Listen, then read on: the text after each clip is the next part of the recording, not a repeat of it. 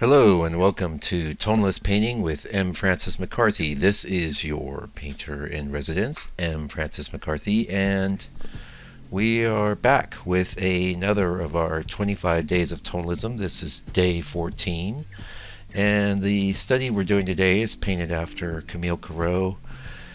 I think it's called Italian Scene. Of course, the original title would be something in French, and so yeah, I wouldn't even know what to tell people. In fact, I have problems even finding. Camille Corot is a prolific guy, prolific guy, for one, and he lived a long time. He didn't just paint landscapes either. He painted a lot of figurative stuff as well, but he's not. He's nowhere near as great when it comes to figurative work, although certainly a great, a great painter by any measure. But what's transcendent is really his landscape work. And so I guess what I was trying to get to is sometimes I've tried to find original paintings of his online. There's several databases, and I think there's a site dedicated to all of his work. But there's a lot to drill through, and there's quite a lot of I don't know how to put it, sameness, I guess, to his work. You have to go drilling down through a lot of pieces to find one, but it's called Italian Landscape, and I can tell it's one of his older landscapes. It's definitely got that feeling from his earlier work, which was, he first of all was a heck of a drafts person, a really great drawer, and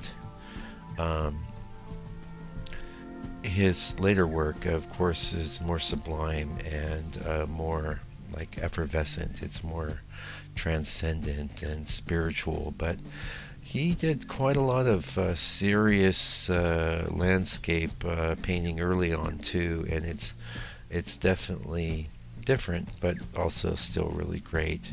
And I guess it's probably just a case of him when he's younger showing his influences more. As it happens, that's how it goes. Anyway, you can find. I don't know if I'll have any links to Camille Corot in the blog post today. Probably not. It's so easy to find information on him. He's in this series. I pretty much have only been putting links for people that are hard to find, and Camille Corot is not one of those. Even in his own lifetime, he was very highly regarded. Not so much early on, but later on. And like I said, he did live into his 90s, I believe. So he was well respected, and he was well respected by the Impressionists, which was the school that followed him. And in a lot of ways, never bested him. They never really did. Which is, I guess art history, or some art historians might disagree with me on that, but I think the proof is in the imagery and the way the images make you feel. But not that I'm dissing Impressionism. Certainly is a wonderful art movement and has a lot of value. As a matter of fact, it's currently it's still holding sway in landscape art. Modern landscape art. Most modern landscape artists are impressionists, whether they are aware of the fact or not. They're working in that mode. Pardon me. There's quite a bit of, I think, some pollen in the air here in good old New Zealand today. So if I'm sniffing and snocking a bit, I apologize in advance. Anyway, it's Saturday today, and we're in February 2016. This is February 19th, and I didn't do this. It's actually Sunday. Sorry, folks. I meant to do this on Saturday, but I had meetings that I had to attend, and my whole week last week was quite fragmented with meetings I had to attend, and ceremonies, and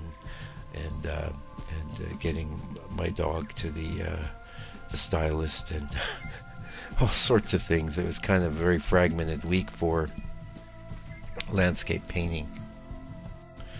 Anyway, I did start some 4 new paintings that are going to be larger versions of some of these studies I did probably last month, and feel pretty good about those underpaintings, and they're sitting there waiting for me on Monday. I'm probably going to jump right into them and start working through them. I did finish a recent pass of 5 larger paintings, and when I say larger, I'm talking 10 by 14 on up through 1622. So one of the problems with working much larger than that is my studio's really very small, and my work setup, actually you're looking at it right now, it's just basically an old receptionist desk, and it's quite comfortable for the sizes like that we're looking at today, which is a little 5 by 7, and it's not so bad even for up to 1622. When I start getting into 1824s, things get very cramped, but that's okay.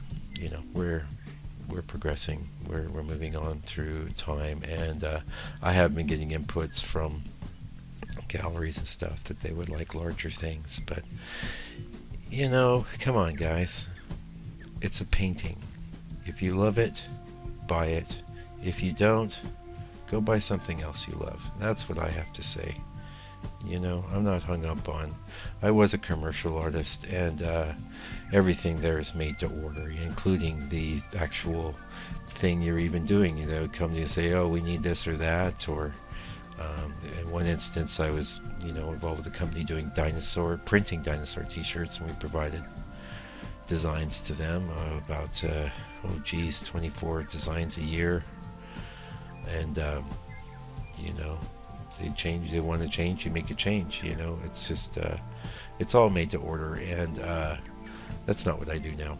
So I follow my muse, and I create beautiful landscape paintings that are, you know, in line with this Barbizon / tonalist tradition. And getting back to Camille Corot, he pretty much invented the Barbizon landscape painting movement. There's other artists of significance for sure, like Millet, and oh geez, I'm drawing a blank on anyone else, but there was a bunch of guys, you know, that were working, but he was the guy, the main guy, and the greatest. Probably, you could make an argument he was the greatest landscape ever. I would respectfully disagree with that, because it was taken a step further by George Inness and Warren Eaton and M. Francis Murphy. M. Francis Murphy was often called the American Corot, and then after that, you know, we're moving into Impressionism, and or concurrent with it, we're moving into American Impressionism. People like William Merritt Chase and Alden Ware, and all sorts of other folks, again, that aren't coming readily to mind. But if you ask me, Tonalism, Barbizon, that's the pinnacle of landscape painting. It really it moved a little bit after that, but pretty much went downhill. That said, there's some you know, great modern landscape painters, people like Richard Schmid, if you're not familiar with him. He's very difficult to class because he works in a very individualistic manner, but if I had to put him in a category, I'd call him a expressionist / impressionist, but he's a genius, so I mean, I'm not dissing him, but I will say that as he reminds me of a John Singer Sargent, in that he's so facile with the brush. He's clearly so intelligent and skilled. However, I don't get the emotive response from the work of Richard Schmid that I do from some other artists who are less capable technically, and that just goes to show you that technique's not everything, and art is a spiritual communication in so many ways. It's really about consciousness and the nature of reality.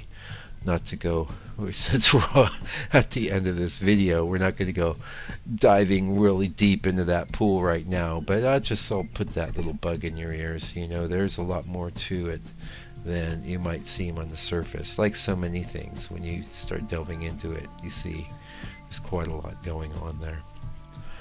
Anyway, thanks for joining us today, day 14. We'll be back next week with day 15, and stick around. I've got to do another one of these of my own stuff a little later on here today, so sorry I didn't have one to you yesterday, but circumstances precluded it.